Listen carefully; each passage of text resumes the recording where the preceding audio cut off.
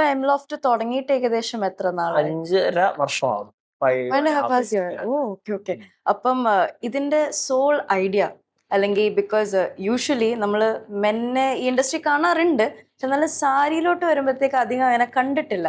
So what exactly inspired you to start this whole idea of Mloft? Actually നമ്മൾ മലയാളികളുടെ മാത്രം ഒരു ഒരു ഐഡിയ അല്ലെങ്കിൽ നമുക്ക് അറിയാൻ മേലാത്തത് കൊണ്ടാണ് ഈ സാരി ഉണ്ടാക്കുന്നത് മുതൽ ഇതിന്റെ കളർ കോമ്പിനേഷൻസ് മുതൽ ഇതിന്റെ ഓരോ ഓരോ സാധനവും പാറ്റേൺ മേക്കിംഗ് മുതൽ സെറി സെലക്ഷൻ മുതൽ എല്ലാ സാധനത്തിനകത്തും പുറകിൽ ബിഹൈൻഡ് ദ സീൻസ് വരുന്നത് മുഴുവൻ ആളുകൾ തന്നെയാണ്.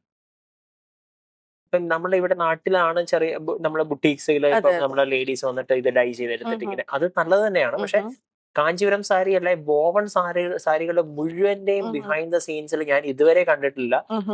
കൂടുതലും ലേഡീസ് ആയിട്ട് മുഴുവൻ ആണുങ്ങൾ തന്നെയാണ്.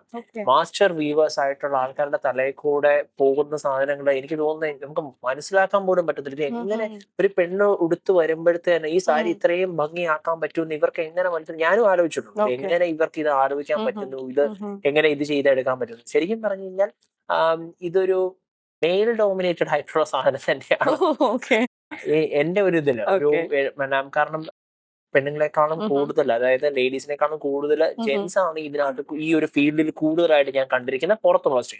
പക്ഷെ നമ്മുടെ നാട്ടിൽ മാത്രമാണ് ഇതൊരു സ്വാഭാവികമാണ്. ഇപ്പൊ ഞാൻ ഇറങ്ങിയപ്പോഴത്തേനും എന്റെ അമ്മയോട് ചോദിച്ചിട്ടുണ്ട് ഇനിയിപ്പോ പെണ്ണുങ്ങൾ തുണി കച്ചവടം ആണോ, അപ്പൊ ചോദിച്ചിട്ടുണ്ട്.